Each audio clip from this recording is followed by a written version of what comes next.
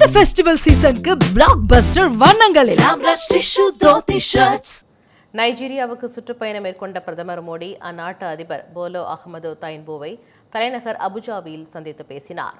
அப்போது பேசிய அவர், கடந்த மாதம் நைஜீரியாவில் ஏற்பட்ட வெள்ளப்பெருக்கில் உயிரிழந்தவர்களுக்கு இரங்கல் தெரிவித்ததுடன் இந்தியா சார்பில் 20 டன் நிவாரணப் பொருட்கள் அனுப்பி வைக்கப்படும் என உறுதியளித்தார்.